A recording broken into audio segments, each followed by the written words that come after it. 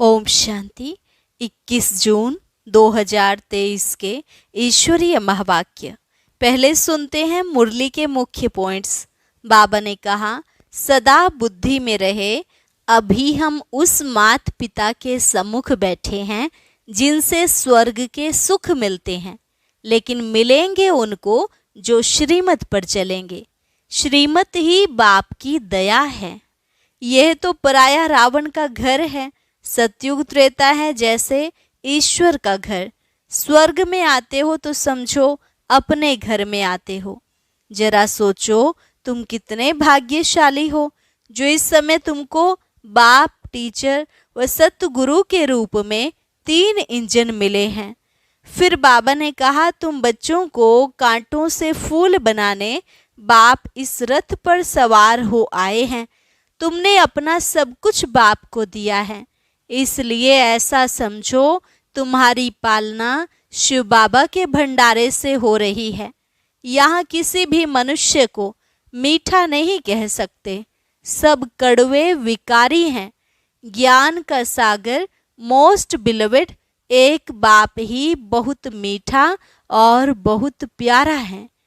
वह हमें भी ऐसा बना रहे हैं। जो जैसा पुरुषार्थ करेंगे वैसा वर्षा मिलेगा। अगर ज्ञान नहीं सुना सकते तो गीता पाठशाला खोलकर चित्र लगा दो। भले विघ्न तो आएंगे, लेकिन एक दिन यह पाठशाला बहुत वृद्धि को पाएगी। और लास्ट में बाबा ने कहा, अब निरंतर मुझे याद करो और सबको भूल जाओ। सारा दिन बाबा बाबा कहते रहो तो योग लगा रहेगा। सबके बीच रहते हुए बुद्धि एक मेरे में लगी रहे। अब विष का धंधा बंद करो। बाप का फरमान मिला है तो सिर पर रखना चाहिए। और अब सुनते हैं महावाक्यों को विस्तार से। मुरली का सार। मीठे बच्चे, तुम ज्ञान सागर बाप के पास आते हो सम्मुख मिलन मनाने, बादल भरने। तुम यहाँ कोई तीर्थ करने व पहाड़ी की हवा खाने नहीं आते हो। प्रश्न, ग्रस्त व्यवहार में रहते हुए किस विधि से चलते रहो तो एवर हेल्दी बन जाएंगे। उत्तर, एवर हेल्दी बनने के लिए सदैव बाबा बाबा करते रहो। तुम ही से खाऊं, तुम ही संग घूमूं, सब कुछ बुद्धि से बाप हवाले कर दो। ऐसा समझकर चलो कि हम शिव बाबा की परवरिश के अंदर पल रहे हैं। किसी भी चीज में ममत्व न रहे। अर्पण करके उसके हुक्म से खाओ तो सब पवित्र हो जाएगा और तुम एवर हेल्दी बन जाएंगे। गीत। दूर देश का रहने वाला आया देश पराये में। ओम शांति। दूर देश के रहने वाले पास बच्चियां मिलने आती हैं। बच्चियां कोई तीर्थ पर नहीं आती हैं, वह पहाड़ी पर हवा खाने नहीं आती हैं। मनुष्य तो पहाड़ों पर जाते हैं हवा खाने, परंतु बच्चे यहाँ पर आते हैं मात पिता पास मिलने। यह जानते हो, मात पिता दूर देश के रहने वाले आते हैं पराये देश में। क्यों आते हैं? स्वर्ग रचने। उनसे मिलने लिए बच्चे भिन्न भिन्न गांव से, कितना दूर देश से आते हैं। विलायत से भी आएंगे। किस लिए? कोई चीज देखने लिए नहीं। आत्माएं अर्थात जीव आत्माएं आती हैं मात पिता से मिलने। मात पिता भी है दूर देश का रहने वाला। अब तुम किसके आगे बैठे हो? मात पिता के सामने बैठे हो, जिससे स्वर्ग के सुख मिलने हैं, परंतु उनकी मत पर चलने से। इसलिए श्रीमत का इतना गायन है। भगवानुवाच, श्रीमत गाई हुई है। ब्रह्मा विष्णु शंकर की श्रीमत का गायन नहीं है। सबसे श्रेष्ठ मात पिता है जिसका गायन करते हैं। इस सृष्टि के रचयिता मात पिता का आह्वान करते हैं कि इस छीछी पतित दुनिया में आओ, हमको पावन बनाओ। अब वह पराये देश में आया है, तुम भी पराये देश में बैठे हो। यह रावण का देश है। यह अकासुर, बकासुर, पूतनाएं, शूर्पणखाएं, हिरण्यकश्यप आदि सब इस मनुष्य सृष्टि के मनुष्यों के नाम हैं। असुरों का कोई दूसरा रूप नहीं है, न देवताओं का कोई दूसरा रूप है, न चार भुजाएं हैं तो वह भी मनुष्य और देवताएं भी मनुष्य, परंतु देवताओं का पावन देश में पुनर्जन्म था। सतयुग त्रेता जैसे ईश्वर का घर है, स्वर्ग में आते हो तो अपने घर में आते हो, अब हो पराए घर रावण के घर में, तो बाप आकर तुमको रावण के घर से छुड़ाते हैं, लिबरेट करते हैं। आधा कल्प तो तुम माया के देश में पुनर्जन्म लेते रहते हो। सतयुग त्रेता में तो राम राज्य अर्थात ईश्वर का राज्य है, क्योंकि ईश्वर ने स्थापन किया है। आधा कल्प वहां पुनर्जन्म लेते आए, आधा कल्प रावण के राज्य में पुनर्जन्म लिया। अब बच्चों को समझ पड़ी है कि हम किसके सामने बैठे हैं। यह टीचर भी है, सतगुरु भी है।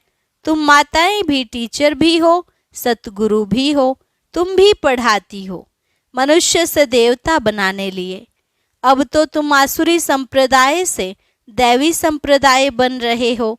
तुमको कांटों से फूल बनाने इस रथ पर बाप सवार हो आए हैं।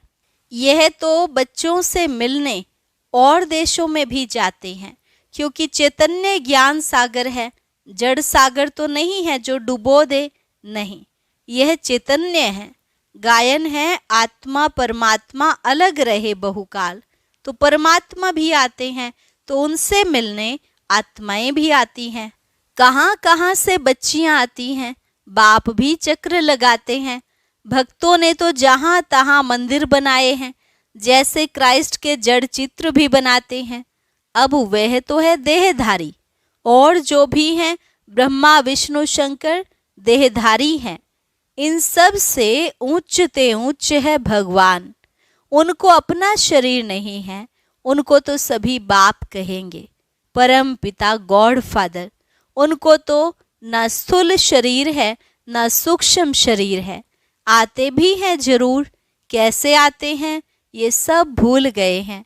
ऐसे तो नहीं कहेंगे श्री कृष्ण पतित पावन है, ना श्री कृष्ण के शरीर में आकर पावन बनाते हैं।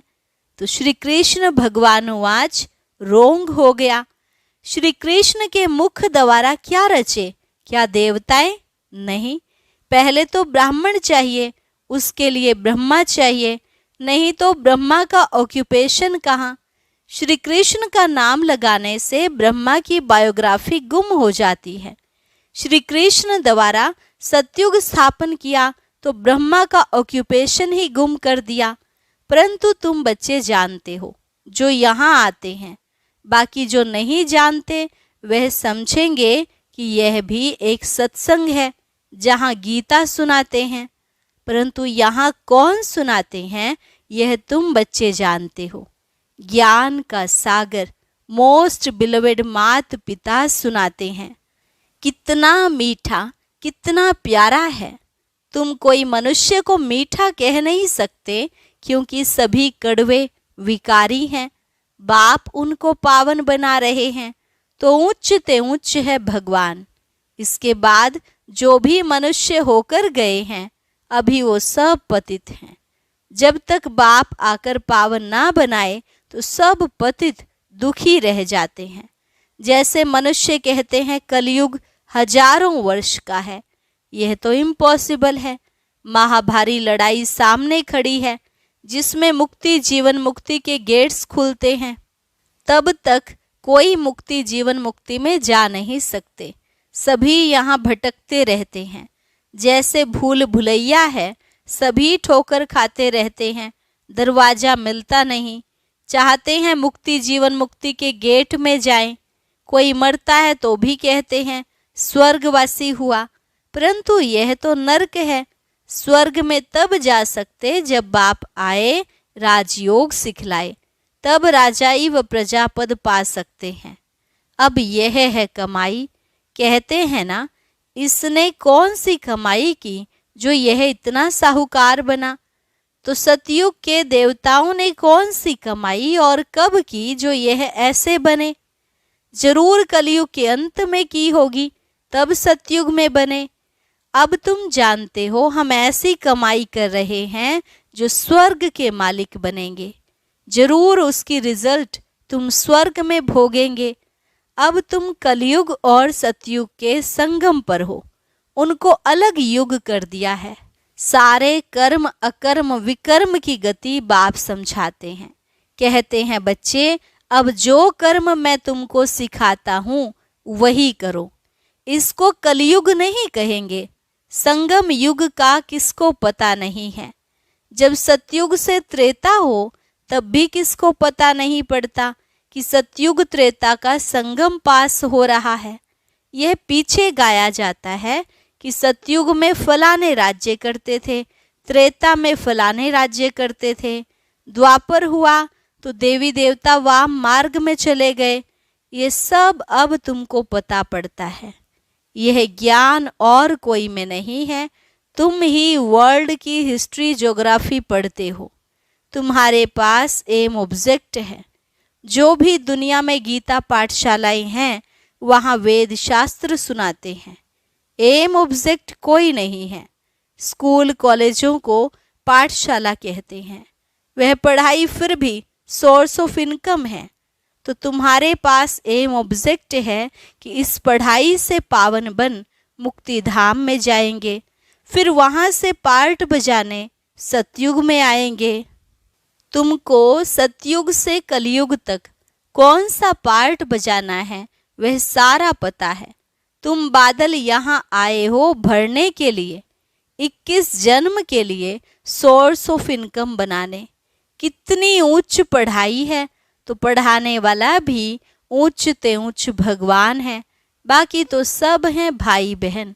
ब्रह्मा सरस्वती शंकर पार्वती विष्णु सब इनके बच्चे हैं। बच्चों को बच्चों से वर्षा नहीं मिलता है, वर्षा बाप से मिलता है। जो जैसा पुरुषार्थ करेंगे वैसा वर्षा मिलेगा। और पुरुषार्थ कितना सहज है।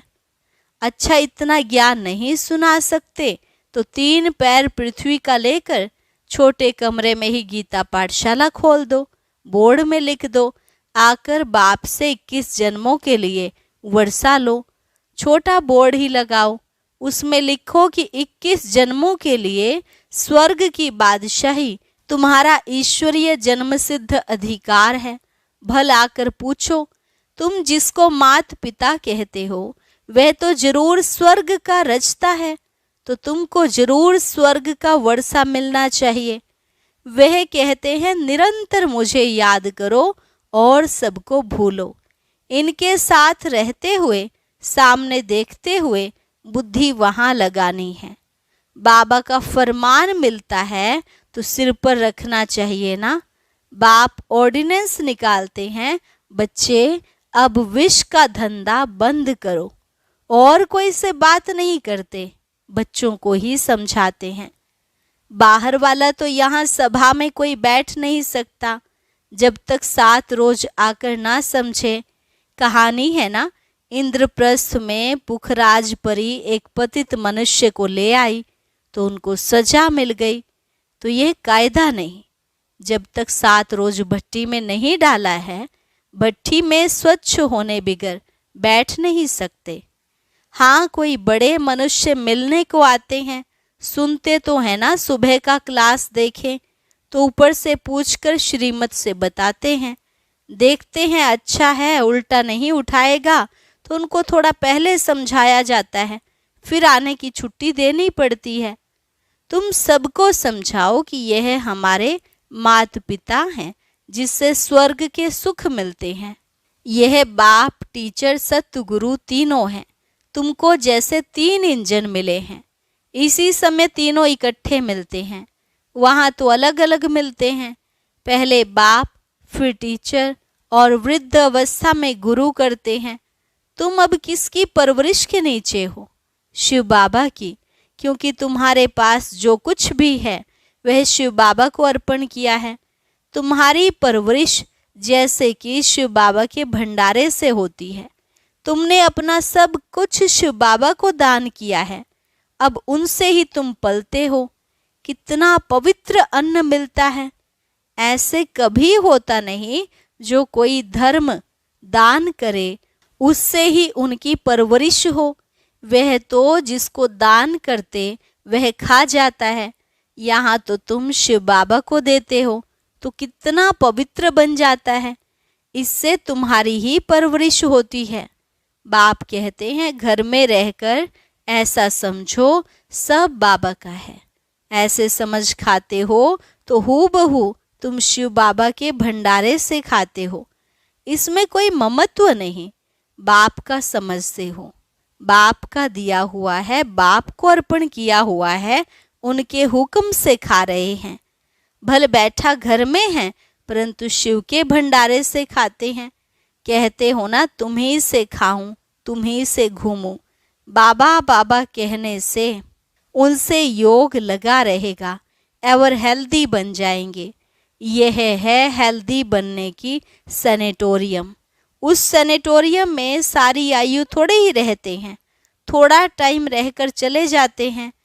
तो यहाँ तो तुम बैठे हुए हो, एवर हेल्दी 21 जन्मों के लिए बनते हो। यहाँ आते हो किस लिए? आधा कल्प लिए ever healthy, ever wealthy, ever happy बनने लिए।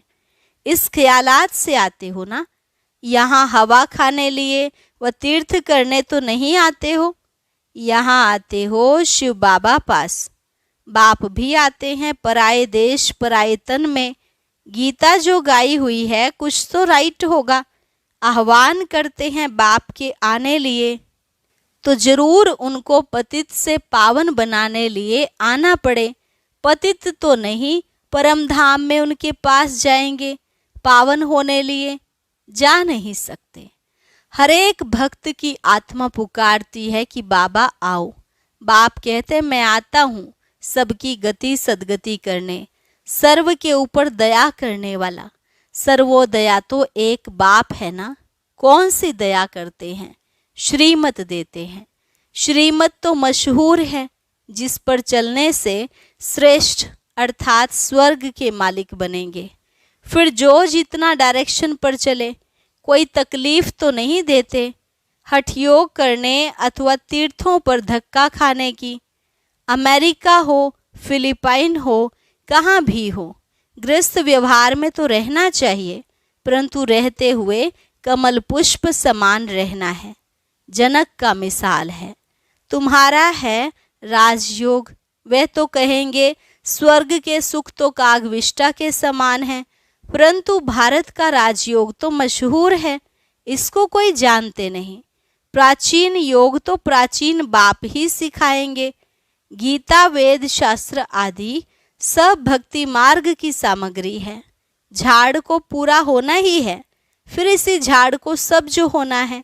तो तुम आए हो माता पिता पास रिफ्रेश होने, और घड़ी घड़ी आएंगे क्योंकि सम्मुख मजा आता है। यहाँ सदा के लिए बैठ तो नहीं सकते, लॉ नहीं, अपना गृहस्थ व्यवहार भी संभालना है जरूर। बाकी यह पाठशाला अर्जुन बहुत वृद्धि को पाएगी। यह विघ्न आदि ना पड़े तो यह बहुत बढ़ जाए, इसलिए विघ्न पड़ते हैं। 5000 इकट्ठे बैठ कैसे पढ़ेंगे, इसलिए लिमिट है। जिनको बाप सम्मुख देख भी सके।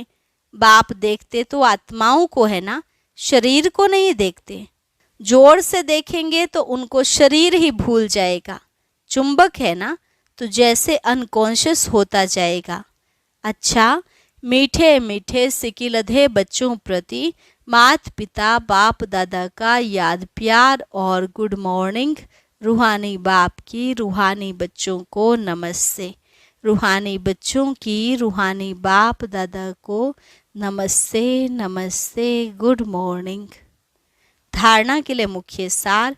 पहली पॉइंट, ऊंची मंजिल पर जाने के लिए बाप टीचर गुरु के रूप में हमें 3 इंजन मिले हैं। सदा इसी स्मृति से आगे बढ़ना है। दूसरा, बुद्धि से सब कुछ बाप हवाले कर उनकी परवरिश के नीचे चलना है। बहुत मीठा पावन बनना है। पतित पने का कड़वापन निकाल देना है। वरदान, अनुभवों की संपन्नता द्वारा सदा उमंग उल्लास में रहने वाले मास्टर ऑल माइटी अथॉरिटी भव। अनुभवों की संपन्नता द्वारा सदा उमंग उल्लास में उड़ने वाले मास्टर ऑल माइटी अथॉरिटी भव। अनुभव बड़े से बड़ी अथॉरिटी है। हर गुण, हर शक्ति, हर ज्ञान के पॉइंट के अनुभवों में संपन्न बनो तो चेहरे पर सदा उमंग उल्लास की चमक दिखाई नहीं देगी। अब सुनने सुनाने के साथ साथ अनुभवी मूर्त बनने का विशेष पार्ट बजाओ। अनुभव की अथॉरिटी वाले स्वयं को सदा भरपूर आत्मानुभव करेंगे। जैसे बीज भरपूर होता है, ऐसे ज्ञान, गुण, शक्तियाँ सब में भरपूर होने के कारण मास्टर ऑलमाइटी अथॉरिटी बन जाते हो। स्लोगन: अमृत वेला विशेष प्रभु पालना की वेला है, इसका महत्व जान पूरा लाभ लो। अमृत वेला विशेष प्रभु पालना की वेला है, इसका महत्व जान पूरा लाभ लो। अच्छा, ओम शांति। अब सुनते हैं आज का अव्यक्त ज्ञान मोती। इसके लिए ऊपर दिए गए बॉक्स पर क्लिक करें।